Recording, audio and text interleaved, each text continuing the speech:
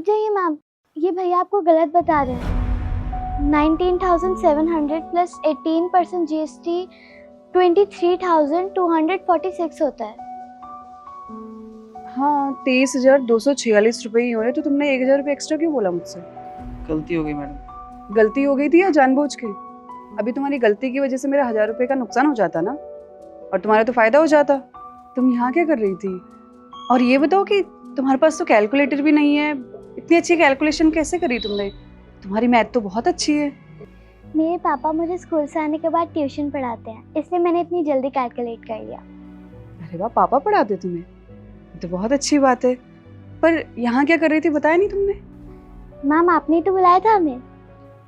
बेटा मैंने कब बुलाया आपको? आपने मेरे पापा के मालिक को कॉल किया था मैकेनिक बुलाने के लिए, तो उन्होंने मेरे पापा को कॉल किया। हम स्कूल से घर जा रहे थे तो मैंने सोचा मैं पापा के साथ आ जाऊं, अभी मैं उनका ही वेट कर रही हूँ। अच्छा, कहाँ है पापा? वो वहाँ पर काम कर रहे हैं।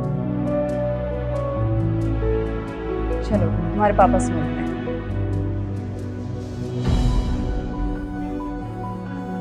हाँ मैडम, कर दिया गाड़ी का काम। आपको पता है आपकी बेटी बहुत टैलेंटेड है, इसकी मैथ तो बहुत अच्छी है। पर मुझे एक बात समझ नहीं आई कि इसने मुझे बोला कि स्कूल के बाद आप इसको ट्यूशन पढ़ाते हैं, पर आप तो एक मैकेनिक है ना, फिर इतनी पढ़ाई आपने कैसे करी, मतलब जो इसको पढ़ा सकते हैं आप? मैडम मैं पढ़ाई में बहुत अच्छा था, मैं नौकरी भी करना चाहता था, आगे बढ़ना चाहता था, आप लोगों जैसा बनना चाहता था, लेकिन ऐसा नहीं हो पाया। क्यों? सिर्फ आरक्षण की वजह से। आपको पता है मैडम आरक्षण कैसे मिलता है?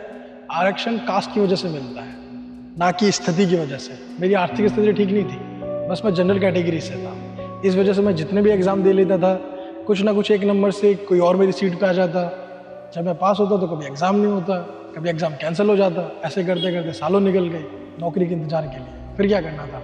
आखिरकार घर भी तो चलाना था ना, मुझे शादी करनी थी, अपना घर बसाना था। थोड़ा बहुत नॉलेज था मुझे गाड़ियों का, सोचा था इंजीनियर बनूंगा, बड़ी बड़ी गाड़ी बनाऊंगा। फिर कुछ ना कुछ करके आज देखो मुझे वक्त और हालत ने मैकेनिक बना दिया। लेकिन मैं खुश हूँ। लेकिन कभी कभी मुझे सोच के ये लगता है कि हमारी आने वाली जनरेशन का क्या होगा।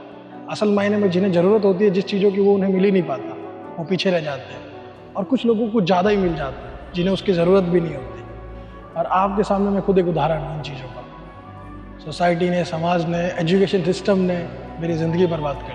लेकिन मैं कंप्लेन नहीं करूँगा, इसलिए मैं अपने बच्चे को और अच्छे से पढ़ाऊँगा। एजुकेशन सिस्टम ने जो मेरे साथ किया वो मैं इसके साथ नहीं होने दूँगा। जो मैं हासिल नहीं कर पाया वो ये हासिल करेगी। अच्छा बेटा चले।